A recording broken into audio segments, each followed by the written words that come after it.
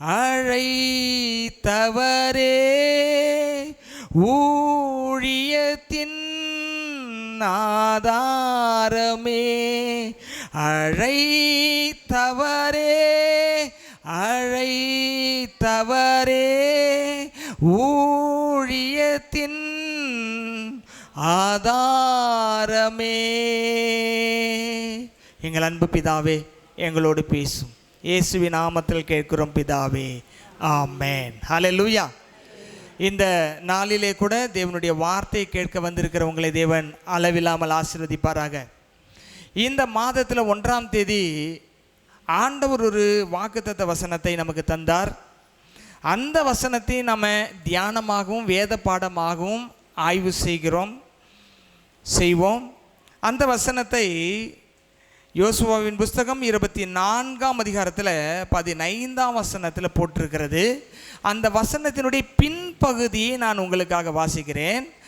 நானும் என் வீட்டாருமோ வென்றால் கர்த்தரையே சேவிப்போம். நானும் என் வீட்டாருமோ வென்றால் கர்த்தரையே சேவிப்போம். இதுக்கு மேலாம் நான் ஒரு கேள்வியை யோசுவா கேட்பார். கர்த்தரை சேவிப்பது உங்களுக்கு ஆகாததுன்னு கண்டால் யாரை பார்த்து நீங்கள் சேவிக்க போகிறீங்க அப்படின்னு கேட்பார். நீங்கள் கர்த்தரை சேவிப்பது, அந்த வசனத்தை கொடுத்துட்டு ஆண்டவர் 3 விஷயத்தை நமக்கு சொல்லி கொடுத்தார். 1 குடும்பம், 2 சபை, 3 சமுதாயம். குடும்பம் உங்களுக்குரியது, சபை தேவனுக்குரியது, சமுதாயம் மற்றவர்களுக்குரியது. அப்போ குடும்பத்தை எப்படி நடத்தணும், சபையை எப்படி நடத்தணும், சமுதாயத்துக்கு எப்படி சாட்சியாக இருக்கணுன்ற விஷயத்தை தான் உள்ள அடக்கி இந்த பகுதி இருக்கிறதுனால இந்த 3ஐயும் எந்த அளவுக்கு நம்ம பார்க்க முடியுமோ அந்த அளவுக்கு நம்ம ஆய்வு செய்ய போகிறோம். அல்லேலூயா. இந்த வசனத்தை வாசிங்க. எடுத்தவர்கள் எடுக்கலையா? யோசுவா 24:15 கடைசி பகுதி. நானும் என் வீட்டாருமோ வென்றால் கர்த்தரையே சேவிப்போம். ஆங்கிலத்தில் நான் வாசிக்கிறேன். But as for me and my household we will serve the Lord. நானும் என் வீட்டை சார்ந்தவர்களும் கர்த்தரையை தான் ஆராதனை பண்ணுவோம் அப்படின்னு போட்டிருக்கு. இதில் சில மொழிபெயர்ப்பு எப்படி போட்டிருக்குன்னு நான் அதை வாசிக்கிறேன் பாருங்கள். அது நியூ லிவிங் டிரான்ஸ்லேஷன் ஒரு மொழிபெயர்ப்பு. அதில் என்ன போட்டிருக்குன்னா, as for me and my family we will worship God அப்படின்னு போட்டிருக்கு. அதே போல் காமன் இங்கிலீஷ் பைபிள் என்ற மொழிபெயர்ப்பும், அதே போல் காஸ்புல் நியூ டிரான்ஸ்லேஷன் என்ற மொழிபெயர்ப்பும் என்ன போட்டிருக்குன்னா, as for me and my family we will worship God அப்படின்னு போட்டிருக்கு. நானும் என் குடும்பத்தாரும் கடவுளை ஆராதித்து கொண்டிருப்போம், தேவனை ஆராதித்து கொண்டிருப்போம்.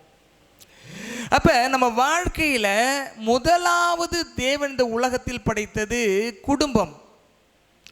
அந்த குடும்பம் என்ன செய்யணும்னு சொன்னால் கர்த்தரை ஆராதித்து கொண்டே இருக்கணும்.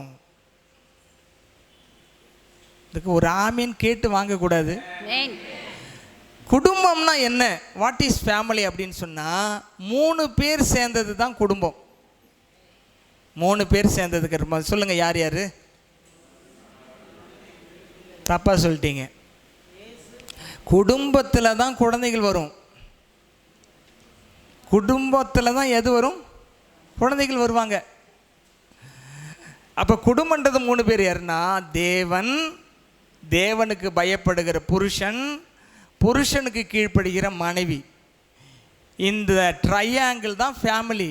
இந்த ஃபேமிலிக்குள்ளே கர்த்தர் தம்முடைய குழந்தைகளை கொடுப்பார். குழந்தை பிறக்கிறதுனால அதுக்கு பேர் குடும்பம் கிடையாது. குடும்பமாக இருக்கிறதுனால தான் அங்கே குழந்தைகள் பிறக்குது. அப்போ ஒரு கணவன் தேவனுக்கு பயப்படுவராக இருக்க வேண்டும். 128ஆம் சங்கீதத்தில் போட்டிருக்கிறது. எல்லா கல்யாணத்திலும் வாசிப்பாங்க இந்த சங்கீதத்தை. என்ன போட்டிருக்கு? கர்த்தருக்கு பயந்து அவர் வழிகளில் நடக்கிறவன் எவனோ அவன் பாக்கியவான். உன் கைகளின் பிரயாசத்தை நீ சாப்பிடுவாய், உனக்கு பாக்கியமும் நன்மையும் உண்டாயிருக்கும். உன் மனைவி உன் வீட்டோரங்களில் கனிதரும் திராட்சைக்கொடி போல் இருப்பாள். உன் பிள்ளைகள் உன் பந்தியை சுற்றிலும் ஒலிவ மர கன்றுகளைப் போல இருப்பார்கள். என்ன போட்டிருக்கு பாருங்க, blessed is everyone who fears the Lord. ஒரு கணவன் கடவுளுக்கு பயந்தவனாக இருக்கணும். ஒரு மனைவி கணவனுக்கு கீழ்ப்படிதலா இருக்கணும். இப்படிதான் தேவன், கணவன், மனைவி. இந்த கணவனுக்கு இந்த மனைவி கீழ்ப்படிந்தா அந்த மனைவிக்கும் தேவனுக்கும் ஐக்கியம் இருக்கும். கணவனுக்கு இந்த மனைவி கீழ்ப்படியலாம், தேவனுக்கு ஐக்கியம் மேலே போகாது. அவருடைய டிசைன் பார்த்தீங்கன்னா ரொம்ப பியூட்டிஃபுல் டிசைன். இங்கே என்ன போட்டிருக்குன்னா, இந்த 128ஆம் சங்கீதத்தில் உன் மனைவியை பற்றி பேசிருக்குல்ல, your wife will be like a fruitful vine. உன் மனைவி உன் வீட்டோரங்களில் கனி தரும் திராட்சைக்கொடி போல் இருப்பாள். கொடியா இருக்கணும் மனைவி, கனியா இருக்கக்கூடாது. கனி குழந்தைகள். கொடியனா எல்லா பக்கமும் படரக்கூடியது. அப்படின்னா குடும்பத்தினுடைய புகழ்ச்சியை கொண்டு போய் சேர்க்கிற வேலை யாருக்கு இருக்குன்னா மனைவிக்கு இருக்கு. குடும்பத்தினுடைய புகழ்ச்சியை கொண்டு போய் சேர்க்கிற வேலை யாருடையது? எங்கள் வீட்டுக்கார் மாதிரி சொல்ல மாட்டீங்களே. உங்களுடைய கணவரை குறித்து புகழ்ந்து பேசுகிற ஒரு மனைவியாக நீங்கள் இருக்கணும். நீங்கள் ஒன்றும் இல்லை, அவர் ஒரு சில குறைகளாக இருந்தாலும் நீங்கள் புகழ்ந்து பேசிகிட்டே இருங்க, குறைகள் தானாகவே போயிடும். 10 விஷயங்களில் 9 நிறைவும் ஒரு குறை இருக்குது. அந்த ஒரு குறையை நீங்கள் எக்ஸ்போஸ் பண்ண 9 நிறையும் குறையாக மாறிடும். அதனால தான் யோசுவா சொல்கிறார், நானும் என்னுடைய மனைவி குழந்தைகளும் ஆண்டவரை ஆராதிப்போம். அல்லேலூயா, அல்லேலூயா. அப்போ மனைவி கொடியாக இருந்தால் குழந்தைகள் கனியாக இருப்பார்கள். அதுதான் 3ஆம் வசனத்தில் போட்டிருக்க, your children will be like olive shoots. ஒலிவ மர கன்றுகளை போல் இருப்பார்கள். அப்படின்னா நல்ல வளர்ச்சி இருக்கணும். அது ஒலிவ மரம்னா முருங்கை மரம் மாதிரி இஸ்ரேல் நாட்டில் ஒரு கிளையை வெட்டி நட்டுட்டுன்னு வைங்களேன், துளுத்து வந்துடும், மரமாக மாறிடும். அப்போ இந்த ஆலிவ் ஷூட் எப்படி இருக்கும், ஈரம் பட்டாலே துளிர்த்துரும், தலைச்சி வந்துடும்.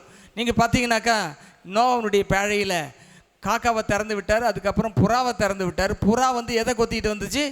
ஒலிவ மரத்தின் இலையை கொண்டு வந்துச்சு. அப்படின்னா காற்றுப்பட்டவனே துளிர்த்துரும், வேறு எப்படி இருந்தாலும் தழை வந்துடும் மேலே. அப்படி குழந்தைகள் நல்ல ஃபாஸ்ட்டாக ஆவிக்குரிய விதத்தில், பொருளாதாரத்தில், சமுதாயத்தில், படிப்பில் வேகமாக வளர்வர்களாக இருப்பார்கள். ஆகவே கர்த்தருக்கு பயப்படுகிற கணவன், கணவனுக்கு கீழ்ப்படுகிற மனைவி அங்கே இருக்கும் பொழுது பிள்ளைகள் ஒலிவ மர கன்றுகளைப் போல எல்லாவற்றிலையும் வளருவார்கள். இதுதான் யோசுவா சொல்கிறாரு. யோசுவா காலத்தில் சங்கீதம் இருந்தது. சொல்கிறாரு, நானும் என் வீட்டாரும் கர்த்தரையே சேவிப்போம்.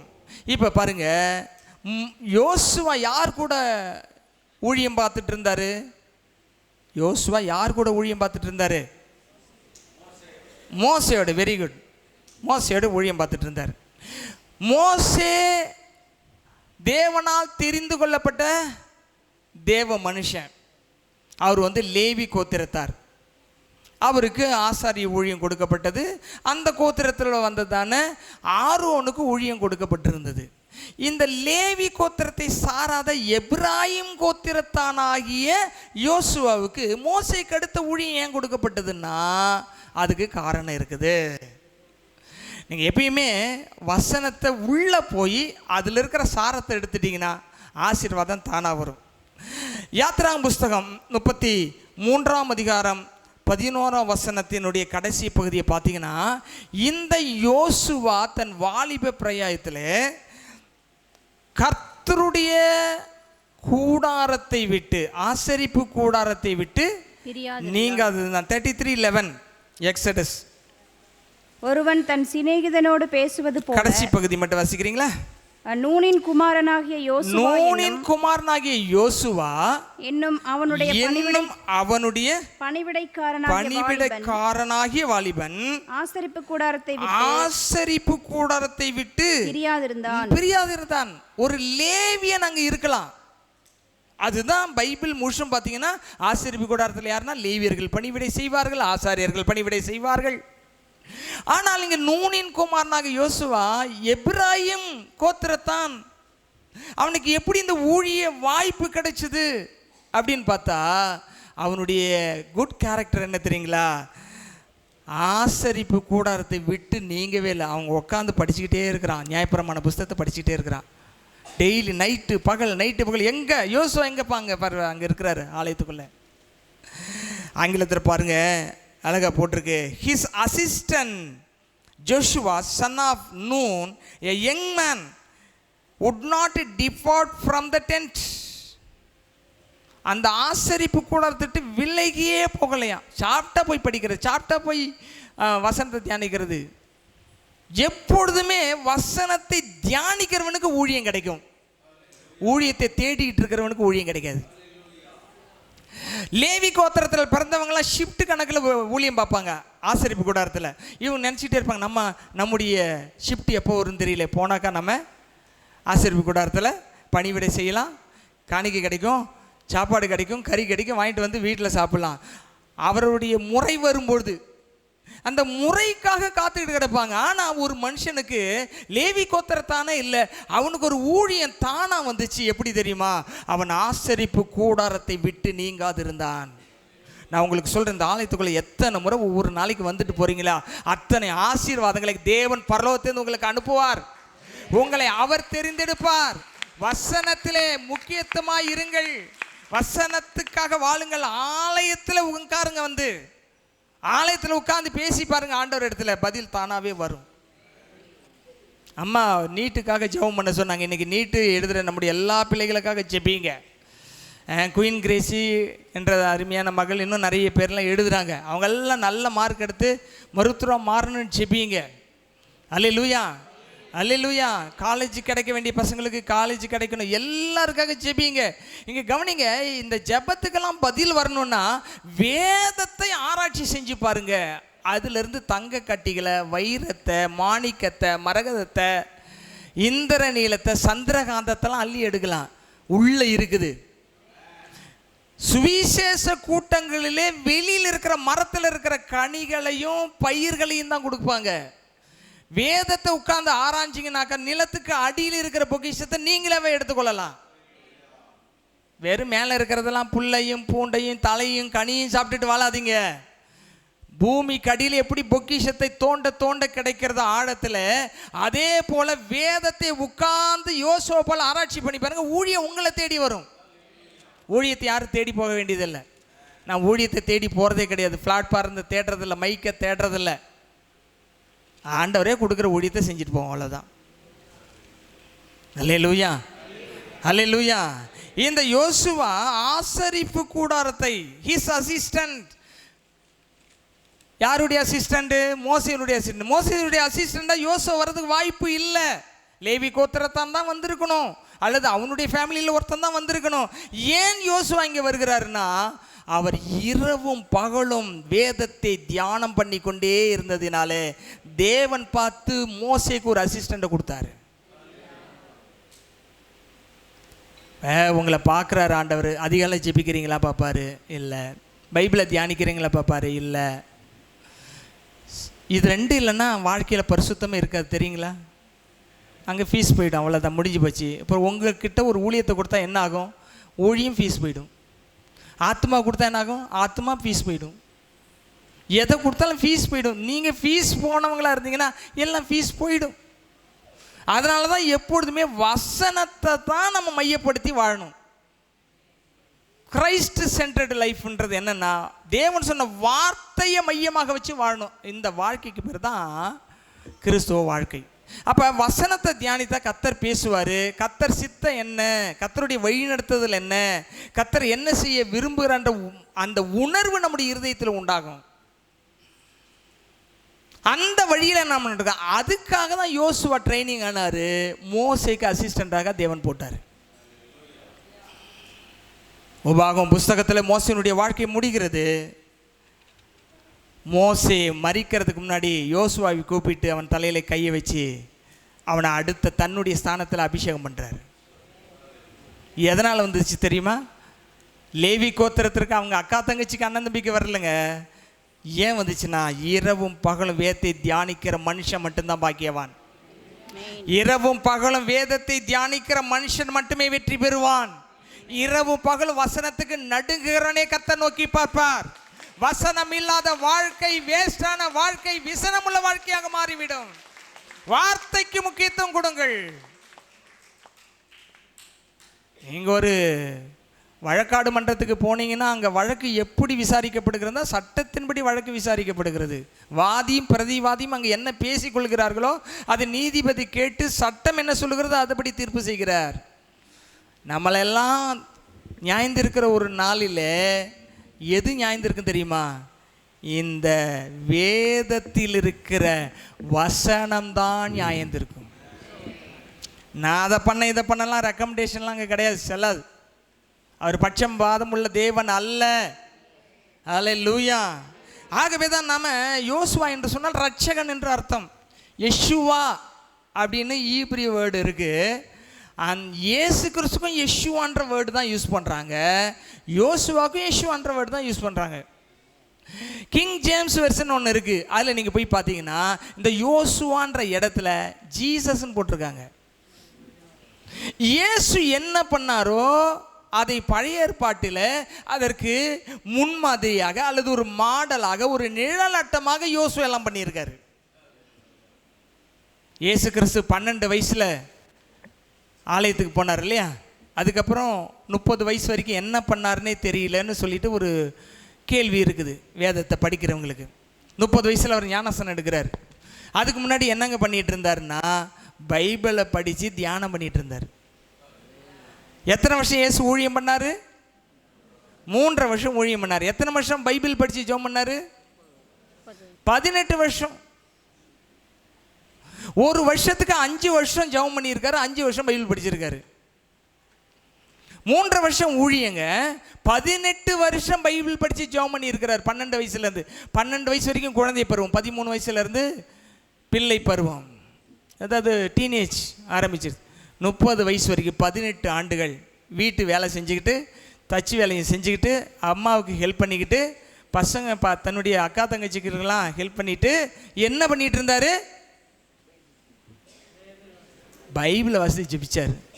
நீங்கள் அதை ஒரு அற்பமாக தூக்கி போட்டுட்டு நீங்கள் ஏதோ ஒரு வசனம் வாசித்துட்டோம், அவர் சொன்னார், இவர் சொன்னார், யூடியூப்பில் இவர் சொன்னார், ஃபேஸ்புக்கில் அவர் சொன்னார், இன்ஸ்டாகிராமில் டப்புன்னு ஒழிஞ்சு பாரு, அப்படியே கர்த்தர் பேசினார், அப்படியே வந்துச்சு. இப்படியெல்லாம் வராது. அவர் உக்காந்து படித்தார். அவர் கேட்ட கேள்விகளுக்கு பதில் யாருமே சொல்ல முடியல. அவர் சொன்ன பதிலை கேட்டு எல்லாரும் ஆச்சரியப்பட்டாங்க. அந்த ஞானம் வரணுன்னா என்ன பண்ணணும்?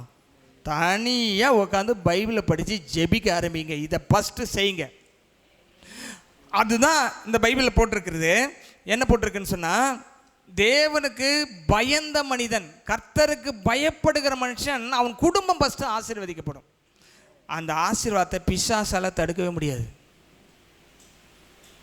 மனுஷனால் தடுக்கவே முடியாது. அல்லேலூயா, அல்லேலூயா. நல்லா கவனிங்க. கர்த்தர் தன்னுடைய வார்த்தையின்படி தான் எல்லாத்தையுமே செய்வார். வார்த்தையை விட்டுட்டு வெளியில் வரமாட்டார். பாருங்க, ஆண்டவராக இயேசு கிறிஸ்துக்கு எல்லா அதிகாரமும் இருக்கு. ஆனால் அதிகாரத்தை பயன்படுத்தி பிசாசை துரத்தலை, வசனத்தை பயன்படுத்தி பிசாசை துரத்தினார். என்ன சொல்றாரு பிசாசு? என்ன சொல்றான்? இந்த கல்லை அப்பமாக்கி சாப்பிடுங்க, பசியாக இருக்கீங்கள, ரொம்ப கனிவாக அக்கறையாக இந்த கல்லை என்ன பண்ணுங்க, அப்பமாக்கி சாப்பிடுங்க, பசியாக இருக்கீங்களா சாப்பிடுங்க. அதுக்கு இயேசு என்ன சொல்றார்? மனுஷன் அப்பத்தினால் மாத்திரம் அல்ல, தேவனுடைய வாயிலிருந்து எமோஷனே ஆகலை. பாருங்க, வசனம் தான் சொல்றாரு. நீங்கள் எல்லாத்துக்கும் வசனம் கண்டுபிடிச்சி வச்சுருந்தீங்கன்னா நீங்கள் ஜெயிச்சிருவீங்க. உணர்ச்சி வசப்பட வேண்டியதில்லை. டென்ஷன் ஆக வேண்டியதில்லை. எல்லாத்துக்கும் வசனம் இருக்கா, நீங்கள் சேஃபாக இருப்பீங்க, உங்கள் குடும்பம் சேஃப்டியாக இருக்கும். எல்லாத்துக்குமே வசனம் தான் சொன்னார், கடைசி வரைக்கும் வசனம் தான் சொன்னார். அப்பொழுது அந்த வசனத்துக்கு முன்னாடி நிற்க முடியாமல் பிசாசானவன் அவரை விட்டு விலகி போனான்னு சொல்லியிருக்கு. உங்கள்கிட்ட இருக்கிற அதிகாரத்தை விட, வல்லமை விட வசனத்துக்கு தான் அதிக வல்லமையும் அதிகாரமும் இருக்குது. அதனால் வசனத்தை ஹோல்டு பண்ணுங்க. ஒரு நாளைக்கு எவ்வளோ வசனம் மனப்பாடம் பண்ண முடியுமா மனப்பாடம் பண்ணுங்க.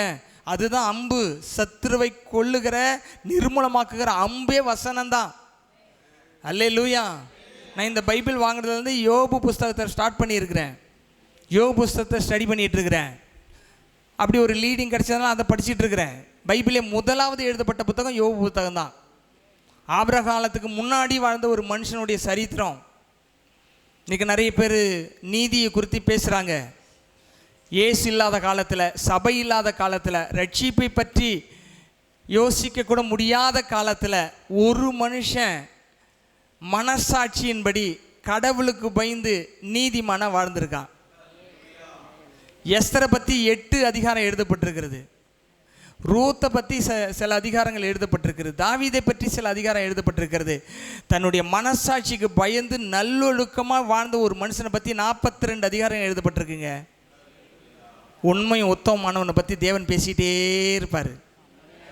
பரிசுத்தமானவனை பற்றி பேசிகிட்டே இருப்பார், நிறுத்தவே மாட்டார். உங்களை பற்றி எப்படி பேசுகிறார் ஆண்டவர், உங்களை பற்றி எத்தனை பக்கம் எழுதலாம்னு நினைக்கிறாரு. 2 வசனத்தில் யாபேசை பற்றி பேசி முடிச்சிட்டாரு. யாபேசு ரொம்ப கணம் பெற்றவனாக இருந்தான், அவன் துக்கத்தின் மகனாக இருந்தான். அவன் ஆண்டவரை நோக்கி விண்ணப்பம் பண்ணான். 2 வசனத்துக்குள்ளே அவன் ஹிஸ்ட்ரி முடிஞ்சிடுச்சு. ஆனால் உத்தமனாகி யோபை பற்றி முழு பைபிள்லையும் யாருக்கும் கொடுக்காத முக்கியத்துவம் கொடுத்துருக்காரு. 42 அதிகாரங்கள். உங்களை பற்றி ஆண்டவர் பேசுகிறாரா? டெய்லி பேசுகிறாரா? எப்படி பேசுகிறாரு? நம்ம ரொம்ப யோசிக்கணும்.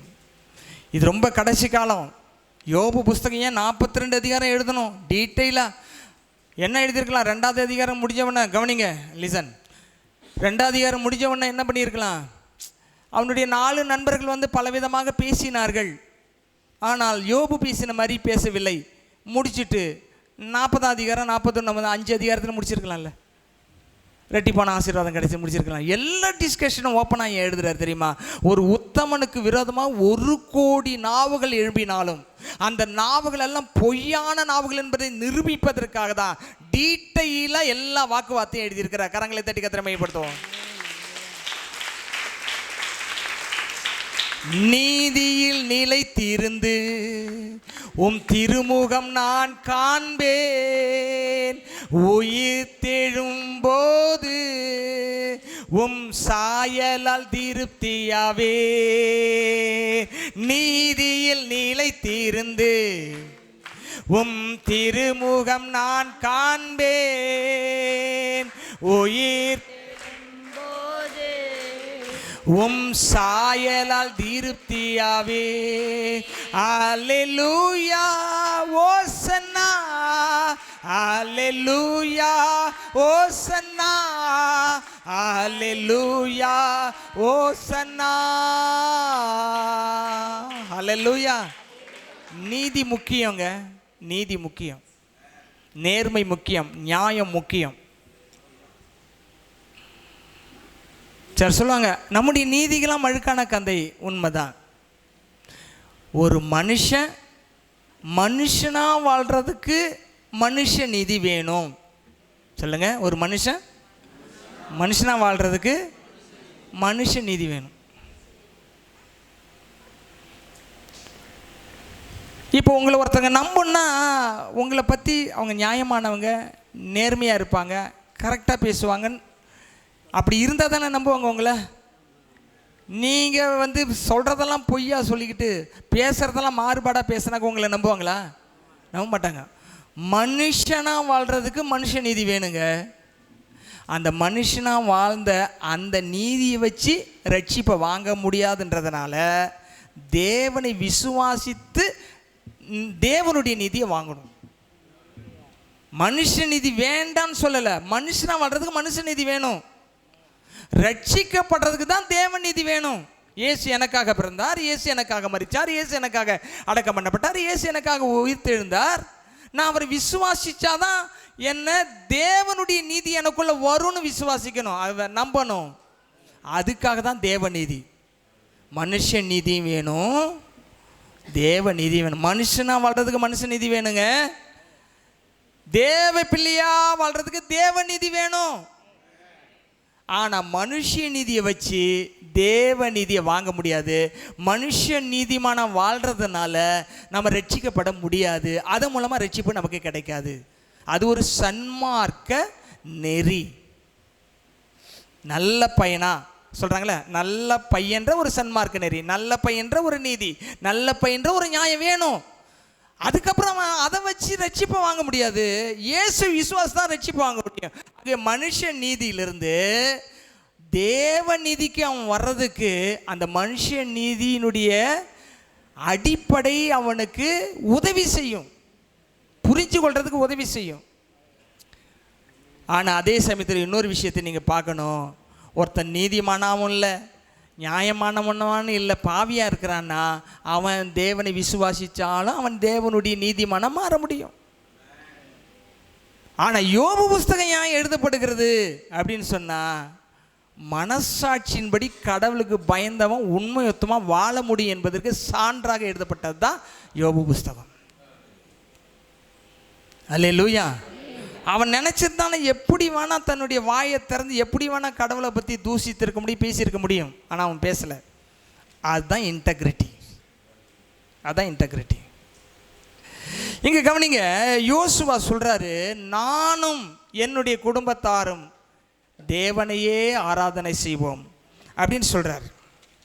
இந்த நாட்களில் நீங்கள் கர்த்தருடைய அந்த வார்த்தையில் நின்னீங்கன்னா என்ன நடக்கும்னு சொன்னால், உங்களை பரியாசம் பண்ணினவர்கள் பரியாசம் பண்ணப்படுவார்கள். நீங்கள் அமைதியாக இருப்பீங்க. உங்களை பரியாசம் பண்ணவர்கள் பரியாசம் பண்ணப்படுவார்கள். உங்களை குற்றப்படுத்தினவர்கள் குற்றப்படுத்தப்படுவார்கள். உங்களுக்கு விரோதமாக யார் என்ன செஞ்சாலும் அது அவங்களுக்கே திரும்ப ரிட்டர்ன் ஆகும். அதுதான் தேவ பிள்ளைகளுக்கு கிடைக்கிற ஒரு பெரிய ப்ரிவிலேஜ். யாரையுமே குற்றம் சாட்டக்கூடாது அப்படின்ற ஒரு காரணம்லாம் சொல்லுவாங்க. ஊழியக்காரர்களுக்கு ஒரு வசனம் இருக்கிறது, என்ன தெரியுமா? உன்னை குற்றப்படுத்துகிற எந்த நாவையும் நீ குற்றப்படுத்துவாய். அப்போ இன்னைக்கு தேவனுடைய வெற்றி எங்கே ஆரம்பிக்குதுன்னா, தேவனுடைய நீதியிலும் நியாயத்திலும் வாழுகிற ஒரு குடும்பத்தை எந்த ஒரு அந்தகார சக்திகளோ எந்த ஒரு மனுஷனோ குற்றவாளியாக தீர்த்து பரியாசம் பண்ணி கீழ்த்தரமாய் நினைத்து அழித்து விடவே முடியாது. கர்த்தர் எல்லாத்தையும் பார்த்துட்டு இருப்பார், யுத்தம் பண்ணுவார் அவர்களுக்காக. அல்லேலூயா. கர்த்தர் உங்களுக்காக யுத்தம் பண்ணக்கூடிய ஒரு காலத்தில் நாம் வாழ்கிறோம்.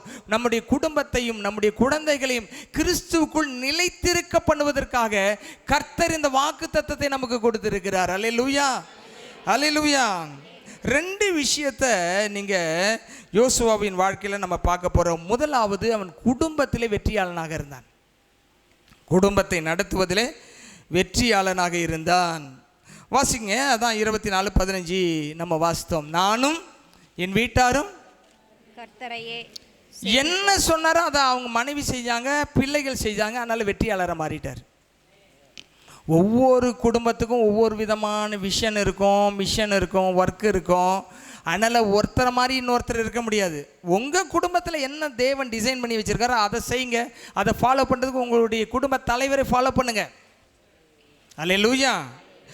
அப்போஸ்தலர் நடபடிகளின் புஸ்தகம் 10ஆம் அதிகாரம் 2ஆம் வசனத்தை பாருங்கள். அங்கு கொர்நேலியை குறித்து சொல்லப்பட்டிருக்கிறது. வாசிங்க. கொர்நேலி என்பவர் எப்படிப்பட்டவர்னா, தேவனுக்கு பயந்த மனுஷன். யார மாதிரி? யோபு மாதிரி. வாசிங்க. பட்டாளத்திலே 100க்கு அதிபதியாகிய கொர்நேலி என்னும் மனுஷன் சிசரியா பட்டணத்தில் இருந்தான். அவன் தேவ பக்தி உள்ளவனும், நல்லா கவனிங்க, தன் வீட்டார் அனைவரோடும், நல்லா கவனிங்க, யோபு மாதிரி இந்த கொர்நேலி எப்படி இருந்தாராம்? தன் வீட்டார் அனைவரோடும் தேவனுக்கு பயந்த மனுஷனாக போதுமா? தன் வீட்டார் அனைவரோடும் தேவனுக்கு பயந்த மனுஷனா இருந்தான். இன்னைக்கு குடும்பம் கட்டப்படணும்னா குடும்ப தலைவர் கர்த்தருடைய குரலை கேட்டு தேவ சித்தத்தை குடும்பத்துக்கு சொல்லணும்.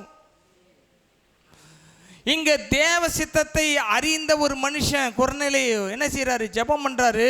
அவர் குடும்பத்தார் அனைவரோடும் தேவனுக்கு பயந்திருந்தார். அப்புறம் அவர் எப்பொழுதும் தேவனை நோக்கி ஜெபம் பண்ணி கொண்டிருந்தார். எப்பொழுதும் தேவனை நோக்கி ஜெபம் பண்ணிட்டு இருந்தார். யோசுவா என்ன பண்ணிட்டு இருந்தாரு? வேதத்தை வாசித்து தியானித்து ஜெபம் பண்ணிட்டு இருந்தாரு. இங்க கொர்நேலியு 100க்கு அதிபதி. அப்படின்னா பட்டாளத்தில் 100 பேத்துக்கு 100 மிலிட்ரி மேனுக்கு அவர் ஆஃபீஸர், செஞ்சூரியன். 100 பேர் அவருக்கு கீழே பட்டாயமாக அந்த சொல்லுவாங்க பாருங்க, அந்த இராணுவ வீரர்கள் இருப்பாங்க, படை இருக்கும். 100 பேருக்கு அவர் தான் லீடர். அவருக்கு வேலை அதிகமாக இருக்குமா குறைவாக இருக்குமா? ரொம்ப அதிகமாக இருக்கும். ஆனால் அவர் என்ன பண்ணிட்டு இருந்தாரா? எப்பொழுதும் தேவனை நோக்கி ஜெபம் பண்ணி கொண்டிருந்தார். நீங்கள் அப்படி இருக்கணும் சகோதரர்களே. குடும்பத்தை தலைவர் இன்னிக்கிட்டு ஜபத்தை விட்டுட்டிங்கன்னா ஜபம் இல்லாத தலைவராக மாறிடுவீங்க. நான் தான் தலைவர் தருவேன்னு சொல்லிட்டு பைபிளை விட்டுட்டு போனீங்கன்னா பைபிள் இல்லாத தலைவராக மாறிடுவீங்க. வேதத்தையும் ஜபத்தையும் சுமக்கிற தலைவராக இருக்கணும். எத்தனை பேர் தலைவராக இருக்கிற விரும்புகிறீங்க? அவங்க குடும்பத்துக்கு அவங்க பொறுப்பு தலைவர். எத்தனை பேர் தலைவியாக இருக்க விரும்புகிறீங்க? சத்தமாக சொல்லுங்கம்மா. தலைவியாக கணவனுக்கு இருக்கக்கூடாது, பிள்ளைகளுக்கு தான் தலைவியாக இருக்கணும். அல்லேலூயா. அதான் ஒரு கணவர் சொன்னாரா, இந்த பார் குடும்பத்துக்கு நான் தான் தலை அப்படின்னு சொன்னாரா. எல்லாம் கரெக்டு தான். கழுத்து நான் தான் நிச்சா மனைவி. நான் திருப்புற திசையில் தான் நீ திரும்பணும். நான் இப்படி திரும்ப சொன்னால் இந்த பக்கம் திரும்ப சொன்னால் பார்த்துங்க எப்படி. தலையை திருப்புற வேலையை எடுத்துக்கொள்ளக்கூடாது, தலை சொல்கிற வேலையை செய்கிறதே எடுத்துக்கொள்ளணும். இந்த கொர்நேலியு பாருங்க, யோசுவா அவருடைய குடும்பத்தார் அப்படியே கீழ்ப்படிந்தார்கள். இங்கு கொர்நேலியு குடும்பத்தார் அப்படியே கீழ்ப்படிந்தார்கள். அவர் எப்பொழுதும் தேவனை நோக்கி ஜெபம் பண்ணிட்டு இருக்கிறாரு. ஆண்டவரை அடுத்தது நான் எப்படி என் குடும்பத்தை கொண்டு போகணும்னு ஜெபிக்கிறாரு. அப்போ தேவ தூதனே நேரடியாக வந்து பேசுகிறாரு. பரலோகத்தை வந்து தூதனை அனுப்புகிறாருன்னா ஆண்டவர் அவர் எப்படி ஜெபம் பண்ணியிருப்பார் பாருங்க. அவருடைய கேரக்டர் எப்படி போட்டிருக்குன்னா, அவர் நிறைய தான தர்மங்களையும் என்னெல்லாம் பண்ணிகிட்டு இருந்தார் போட்டிருக்கு பாருங்க. அவருடைய நற்பண்புகளை குறித்து நம்ம இங்கே பார்த்தோம்னா, அவர் எப்பொழுதும் ஜெபம் பண்ணுவார். அது ஆவிக்குரிய விஷயம். அதுக்கப்புறம் நீங்கள் பார்த்தீங்கன்னு சொன்னால் 10ஆம் அதிகாரம் இல்லையா, 10ஆம் அதிகாரத்தை எடுத்துக்கிட்டிங்கன்னா அவருடைய நற்பண்புகள் அடுக்கி எழுதப்பட்டிருக்கிறது. அதே போல் யோபு புஸ்தகத்தை எடுத்திங்கன்னா அவருடைய நற்பண்புகள் தனியாக அது ஒரு புக்கே போடலாம், அவ்வளோ இருக்குது. பகலில் இது கவனிங்க, 2ஆம் வசனம், தேவனுக்கு பயந்தவனுமாக இருந்து ஜனங்களுக்கு மிகுந்த தர்மங்களை பண்ணிட்டு இருந்தான். அவன் எந்த மதத்தினராக இருந்தாலும் பரவாயில்ல, யார் உதவி வந்து கேட்டாலும் செய்தான். யோபு அது மாதிரி தான் செய்தார். மிகுந்த தர்மங்களையும் செய்து எப்பொழுதும் தேவனுக்கு ஜெபம் பண்ணி கொண்டிருந்தான். பகலில் ஏறக்குறைய 9 மணி 3 மணிக்கு நம்ம கணக்குக்கு 3 மணி நேரத்தில் தேவனிடத்தில் தூதன் தன்னிடத்தில் வரவும் கொர்நேலியு என்று அழைக்கும் பிரத்யட்சமாய் தரிசனம் கண்டு. நீங்கள் ஸ்பிரிச்சுவலாக இருக்கிறீங்கன்னா ஜெனரஸாகவும் இருக்கணும். நீங்கள் நல்ல ஆவிக்குரியவங்களான்னா தாராளமாக கொடுக்குறவங்களா இருக்கணும். ஏன்னா நிறைய தர்மங்கள் பண்ணணும். உடம்பு சரியில்லாதவங்க பார்த்தீங்கன்னா கையில் இருக்கிறத எடுத்து கொடுங்க. ஒரு அடிபட்டுட்டாங்களா பார்க்க போகிறீங்களா, ஏதோ ஒரு 500 1000 கையில் கொடுங்க, யூஸ் ஆகட்டும். பிரதிபலனை எதிர்பார்க்காம கொடுத்துருங்க. கொடுத்துட்டு மறந்துடுங்க. அவங்க நினச்சிட்டு போகிறாங்க, நீங்கள் மறந்துடுங்க. நான் அவனுக்கு அது கொடுத்தனே, அவன் ஒன்றுமே சொல்லலையே, தேங்க்யூ கூட சொல்லலையே அப்படிலாம் நினைக்காதீங்க. உதவின்னு செஞ்சுட்டா பிரதிபலனை எதிர்பார்த்து செஞ்சால் அதுக்கு பேர் என்ன கிடையாது, உதவி கிடையாது. அது மொய் வச்சதான் அர்த்தம். மொய் எதுக்கு வைக்கிறீங்க? நான் வைக்கலன்னா பார்த்துக்கோ அப்படின்னு தான் நினச்சி தான் வைக்கிறோம். அப்படி இருக்கக்கூடாது. உதவி தான தர்மங்களை மிகுதியாக செய்தான். அந்த 2 பேர் ஸ்பிரிச்சுவலாகவும் இருக்கணும், சோஷியலாகவும் இருக்கணும். இங்கே ஆவிக்குரிய உதவி செய்யணும், இங்கே பொருளாதார உதவி செய்யணும். 2ம் நிறைவாக இருந்ததுனால தேவதூதனை இறங்கி வந்துட்டான்.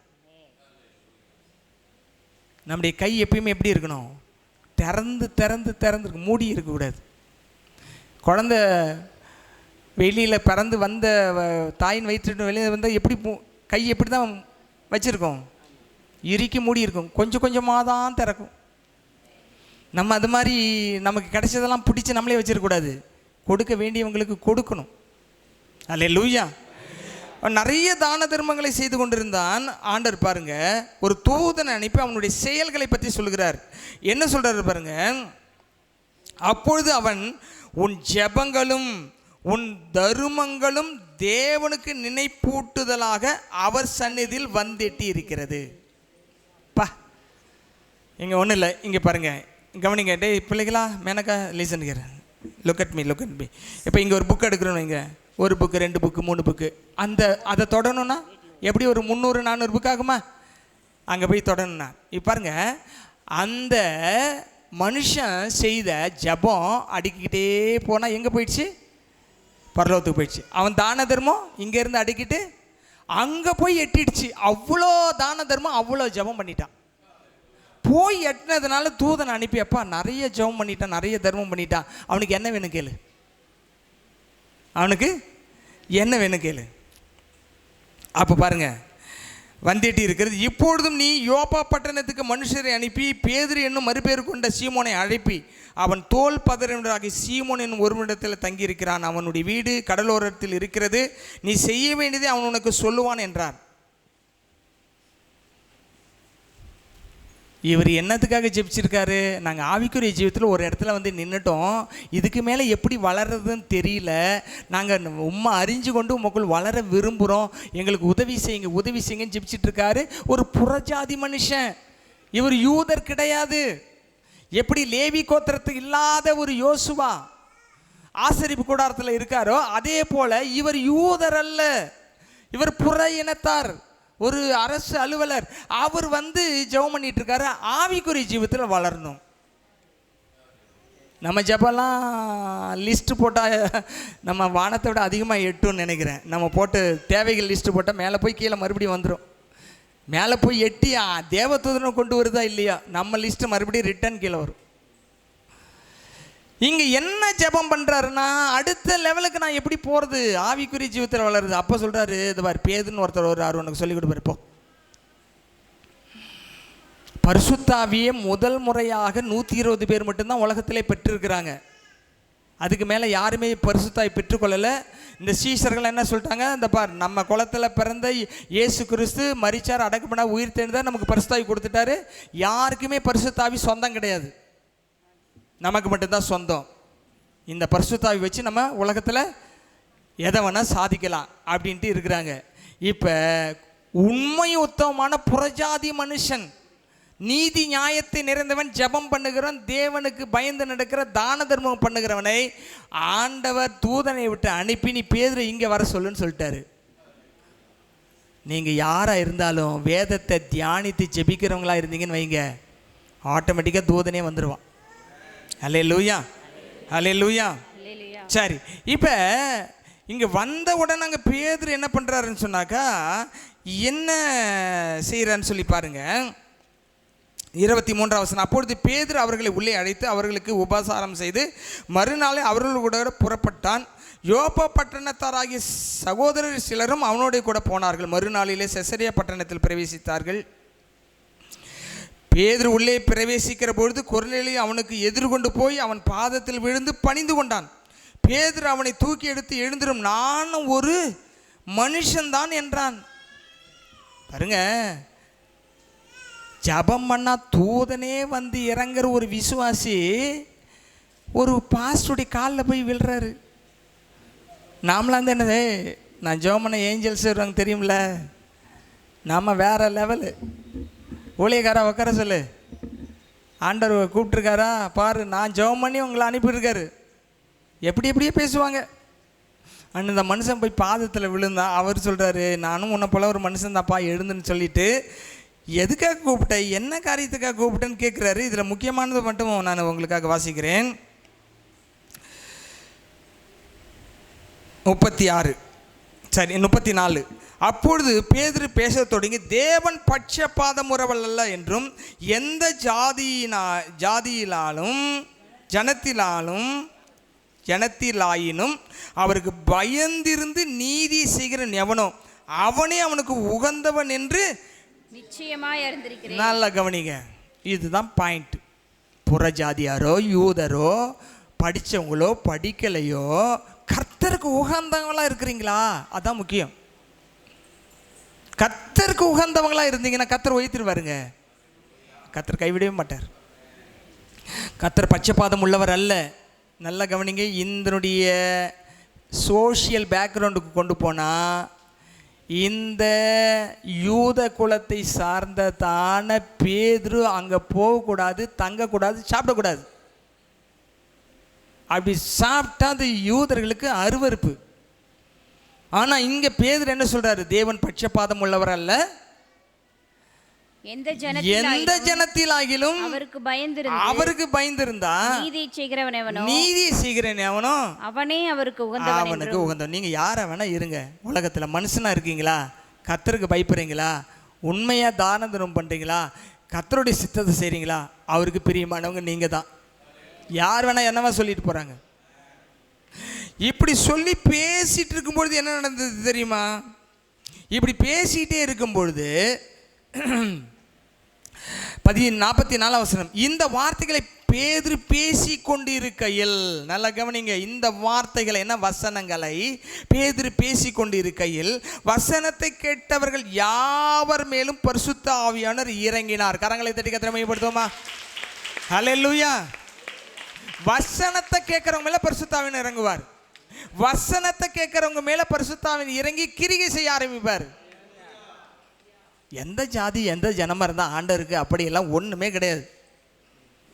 ஆண்டவருக்கு பயந்து அவருடைய வார்த்தையை கேட்டு வசனத்துக்கு நடுங்குறன்னு நோக்கி பார்க்குற கர்த்தர் இந்த யோப்பா பட்டணத்திற்கு இந்த மனுஷனை கூட்டிகிட்டு வந்து இந்த செசரியா பட்டணத்தில் சும்மா தான் பிரசங்கம் பண்ணிட்டு பரிசுத்தாவிக்குள்ள நடத்தலை, அபிஷேகத்துக்குள்ளே நடத்தலை, ரிசீவ் இட்னு சொல்லலை, ஒன்றுமே சொல்லலை, பேசிகிட்டு இருக்கிறாரு.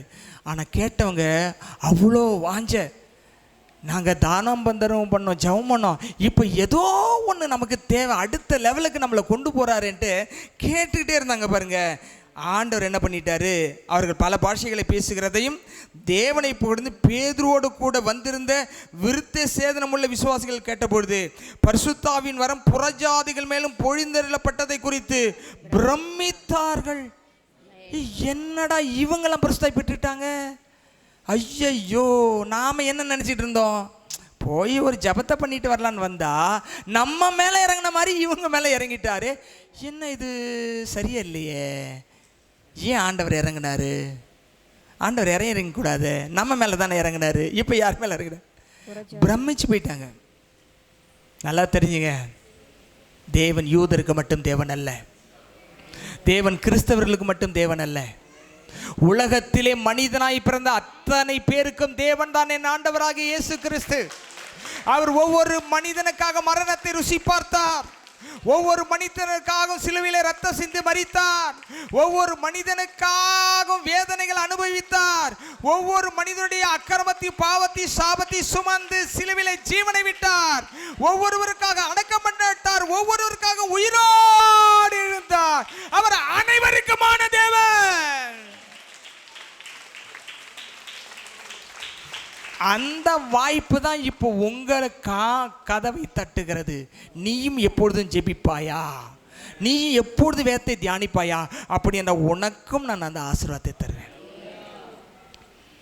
அந்த ஆசீர்வாதத்தை தருவேன். இப்படி வேதத்திலையும் ஜெபத்திலையும் இப்படி இருக்கிற ரொம்ப பரபரப்பாக இருக்கிற மனுஷர்கள். யோபு எத்தனையோ வேலைக்காரரை வச்சு வேலை வாங்கிட்டு இருந்தார், ஆனால் ஜெபம் பண்ணார், வேதத்தை தியானிச்சார், தேவனை தியானிச்சார். இங்கே யாரு? கொர்னலியோ சென்சூரியன், அவர் பாருங்க எப்பயுமே ஜெபம் பண்ணார், வேதத்தை. நமக்கு இதெல்லாம் வேலை. பிரதர் சர்ச்சுக்கு வாங்க பிரதர், பாஸ்டர் கொஞ்சம் பிஸியாக இருக்கிறேன், ஒரு வாரத்துக்கு ரொம்ப டைட்டாக இருக்குது. என்ன டைட்டாக இருக்குன்னு, சட்டை வைக்கிறதுக்கு டைட்டாக இருக்குதா என்னன்னு தெரியல, ரொம்ப டைட்டாக இருக்குது. அப்புறம் வந்துடுறேன். சிஸ்டர் கேட்டால் அது சொல்ல வேண்டியதில்லை, கிச்சன்லேருந்து பாத்ரூமு, துணி துவைக்கிறது, காய போடுறது, சொந்த பந்துக்கு போகிறது எல்லாம் லிஸ்ட்டு போட்டுருவாங்க. ஆனால் லிஸ்ட்டு போட வேண்டியவங்களாம் ஜபத்தில் உட்காடுறாங்க, பைபிள் வாசிக்கிற உட்காடுறாங்க. நம்ம பிஸி ஆயிடுறோம். நம்ம எல்லாரை விட பெரிய ஆளுங்க. கொர்நேலியை விட, யோபுவை விட, பேதுருவை விட, பவுலை விட ரொம்ப பெரிய ஆளாக காட்டுறோம் நம்ம. அவங்க எல்லாம் தேவ சமூகத்தில் உட்காந்து நம்ம எல்லாத்தையும் புறக்கணிக்கிறோம். இன்னைக்கு மனம் திரும்பணும், எப்பொழுது ஜெபிக்கணும், எப்பொழுது வேதத்தை தியானிக்கணும். அப்படி தியானிச்சா என்ன result? What is the result of meditating word of God and pray every day in the presence of காடுக்கு என்ன ரிசல்ட் அப்படின்னு சொன்னால், வாசிங்கள். யோசுவாவின் புஸ்தகம் 10ஆம் அதிகாரத்தை எடுத்துக்கொள்ளுங்கள். 10ஆம் அதிகாரத்தை எடுத்துக்கொள்ளுங்கள். யோசுவா சாப்டர் 10 வேர்ட்ஸ் 12 to 14, 12 14 வரைக்கும். கர்த்தர் எமோரியரை இஸ்ரவேல் புத்திரருக்கு முன்பாக ஒப்பு கொடுக்கிற அந்நாளிலே யோசுவா கர்த்தரை நோக்கி பேசி பின்பு இஸ்ரவேலின் கண்களுக்கு முன்பாக, சூரியனே நீ கிபியோன் மேலும் சந்திரனே நீ ஆயலோன் பள்ளத்தாக்கின் மேலும் தரித்து நில்லுங்கள் என்றார். நல்லா கவனிங்க. ஒருத்தன் நல்லா ஜெபிக்கிறான், கர்த்தருக்கு உகந்தவனா இருக்கிறான், நல்ல வேதத்தை தியானிக்கிறான், வசனத்தின்படி நடக்கிறான்னா அவன் எது சொன்னாலும் நடக்கும். இப்போ சண்டை நடக்குதுங்க. இப்போ மாதிரிலாம் கரண்ட் லைட்லாம் கிடையாது, பந்தம் தான் கொளுத்திக்கிட்டு இருப்பாங்க. இப்போ சண்டை நடக்குது. எல்லாம் என்ன கவனிங்க, அம்மாமார்கள்லாம் என்ன கவனிங்க, பாட்டிமார்கள்லாம் கவனிங்க, சகோதரர்கள் எல்லாம் கவனிங்க. Listen childrens, listen, don't turn the Bible, listen. பாருங்க, சண்டை நடக்குது. இந்த சண்டையில் ஜெயிச்சே ஆகணும். தோக்கிறதுக்கு வாய்ப்பே கிடையாது, வாய்ப்பே கொடுக்க முடியாது. ஜெயிச்சாகணும். இப்போ சாயங்காலம் 6 மணி, இந்த மத்தியானம் வந்துருச்சு. இன்னொரு 2-3 மணி நேரத்தில் என்ன ஆகிடும்? இருட்டாயிடும். இப்போ என்ன சொல்கிறாரு? இந்த பார் சூரியனே, நான் சண்டை போட்டு முடிக்கிற வரைக்கும் நீங்கள் வானத்தில் மேலே தான் நிற்கணும். சந்திரனை நீ என்ன செய்யக்கூடாது? கிழக்கிறது ஏறி வரக்கூடாது, அங்கேயே நிற்கணும். ஒரு ஜெபிக்கிறவன், வேதத்தை வாசிக்கிறவனுக்கு எவ்வளோ தைரியம் இருக்குது தெரியுமா? எப்படி தைரியம் அவர் தெரியுமா? அந்த வசனத்துக்குள்ள இருக்க ஆண்டவர் யாருன்னு தெரியும் அவனுக்கு. வசனத்தை வாசிக்கிறது ஆண்டவர் எப்படி பண்ணுவார், என்ன பண்ணுவார் தெரியும். அவன் சொல்றாரு, சூரியனே நில்லுங்க, சந்திரன் நீ அங்க நில்லு, நான் சண்டை போட்டு ஜெயிக்கிற வரைக்கும் நீ இறங்கக்கூடாது. ஷாபாலா கோராபா சியாலரபா.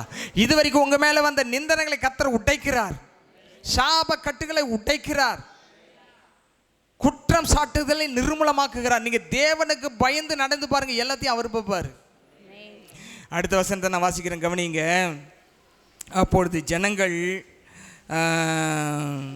அப்பொழுது ஜனங்கள் தங்கள் சத்துருக்களுக்கு நீதி சரி கட்டு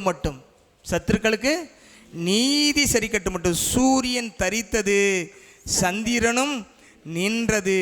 இது யாசேரின் புஸ்தகத்தில் எழுதியிருக்கவில்லையா? அப்படியே சூரியன் அஸ்தமிக்க தீவிரிக்காமல் ஏறக்குறைய ஒரு பகல் முழுவதும், 12 மணி நேரம், ஒரு பகல் முழுவதும் நடுவானத்தில் நின்றது. What is impossible in your life, God will make it possible. எது முடியாதது ஆண்டவர் முடிய வைப்பார். என் ஆண்டவர் பெரியவர். என்னையா என்ன பெரிய பிரச்சனை? ஆண்டவர் ஊதனார்னா ஒண்ணுமெல்லாம் ஓடி போற பிரச்சனையெல்லாம் நினைச்சிட்டு பெரிய பிரச்சனை, அப்படி பிரச்சனை, இப்படி பிரச்சனைன்னு அதுக்கு கண்ணு மூக்கு காது வைக்காத. இன்னைக்கு அந்த பிரச்சனை ஒழிகிறது. தேவனுடைய வார்த்தையை நீ பேசு, சூரியனே கீழ்ப்படியும், சந்திரன் கீழ்ப்படியும். ஆனா மெயினா என்ன நடந்துச்சு தெரியுமா? சயின்டிபிக்கலா நான் சொல்றேன், பூமி சுத்துறது நின்று போச்சு. பூமி சுத்துறது நின்னதுனால தான், ஏன்னா பூமி தான் சூரியனை சுற்றி வருது, அதனால இரவு பகல் மாறுகிறது. The earth stands still when the Joshua battle against his enemy. பூமி நின்றுச்சு. 1760 கிலோமீட்டர் ஸ்பீடில் ஓடிக்கொண்டிருக்கிறது அந்த பூமி ஒரு மனுஷனுடைய வார்த்தையை கேட்டு நின்றுச்சுங்க. உங்க வார்த்தைகள் தேவனுடைய வசனத்தின்படி இருக்குன்னா நீங்க சொல்லுகிறதை கர்த்தர் செய்வார் நிச்சயமாக. ஒன்னும் அசையாது, அண்ணு கூட நகராது. பூமி சுத்துறதே நிக்குது. இதுக்கு கீழே அந்த வசனத்தை வாசித்து பார்த்தீங்கன்னா பயமாக இருக்குது. இப்படிப்பட்ட விஷயத்தை பாருங்க. இப்படி 14, இப்படி கர்த்தர் ஒரு மனிதனுடைய சொல் கேட்ட அந்த நாளை ஒத்த நாள் அதற்கு முன்னும் இல்லை அதற்கு பின்னும் இல்லை. கர்த்தர் இஸ்ரவேலுக்காக யுத்தம் பண்ணினார். ஒரு மனுஷன் சொன்னதை ஆண்டவர் கேட்பாரு. கேட்கணும்னா அந்த மனுஷன் வார்த்தையில் நிற்கணும், ஜபத்தில் நிற்கணும். இதை தான் யோசுவா செஞ்சார், இதை தான் கொர்நேலியு செய்தார், அதை தான் நாம் செய்யணும். நமக்கு எதிராக சூரியனே எழும்பினாலும் நிற்கும், நமக்கு எதிராக சந்திரன் எழும்பினாலும் நிற்கும். இந்த நாள் எல்லா சாத்தானுடைய சதி திட்டம் உடைக்கிற நாள், எதிரினுடைய கொட்டம் அழிய வரைக்கும் சூரியனை நிறுத்தி யுத்தத்தில் ஜெயம் எடுக்கிற நாள். இந்த மாதம் எப்படி இருக்கு தெரியுமா? வெற்றி மேல் வெற்றி, வெற்றி மேல் வெற்றி, வெற்றி மேல் வெற்றி, வெற்றி மேல் வெற்றி, வெற்றி மேல் வெற்றி கிடைத்து கொண்டே இருக்கிற மாதம். நல்ல உற்சாகமா கையை தட்டுங்க.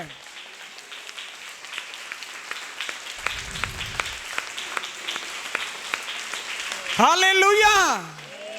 எல்லாம் உங்களை தேடி வரும். சத்துருவின் கோட்டைகள் சதி திட்டங்கள் நிர்மூலமாகும், பரியாச வாய்கள் மூடப்படும், குற்றம் சாட்டும் நாவுகள் உடைக்கப்படும்.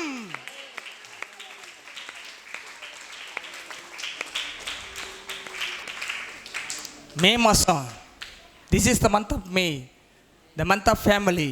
ஃபேமிலிக்கு எதிராக எங்கெங்க எந்த கட்டு தடைந்த எல்லாம் நொறுக்கு வராண்டார். இப்போ எல்லாத்தையும் நொறுக்கி போட்டுட்டார். ஆமேன்னு சொல்லாமா? May God bless you. May God bless you. May God bless you. அப்படின்னா என்ன அர்த்தம்? மே மாதத்தை அந்த மே வந்து அது ஒருவேளை அது வெர்பா இருந்தாலும் இந்த மாதத்தை அங்கே போட்டு நம்ம சொல்லிக்கிட்டே இருக்கணும். மே God bless you. மே மாதமே தேவன் உன்னை ஆசீர்வதிப்பாராக. மே மாதத்தில் எல்லா ஆசீர்வாதங்களும் வந்து சேர்வதாக. மே God bless you. I bless this month. I bless all the family. I bless all the children. I bless all the business. எல்லா தொழில்களும் ஆசீர்வதிக்கப்படுவதாக, குழந்தைகள் ஆசீர்வதிக்கப்படுவதாக, நல்ல அட்மிஷன் கிடைப்பதாக, நல்ல உயர்வு கிடைப்பதாக, வராத வரவுகள் வருவதாக, கடன்கள் அடைக்கப்படுவதாக. சூரியனே நீ நில், சந்திரனே நீ உதிக்காதே, பூமியின் சுழற்சி நிற்பதாக. எனக்காக யாவற்றையும் செய்கிற கர்த்தர், உனக்காக யாவற்றையும் செய்கிற கர்த்தர் உனக்காக யுத்தம் பண்ணி கொண்டிருக்கிறார். வெற்றி வந்து விட்டது. கரங்களை தட்டி உற்சாகமாக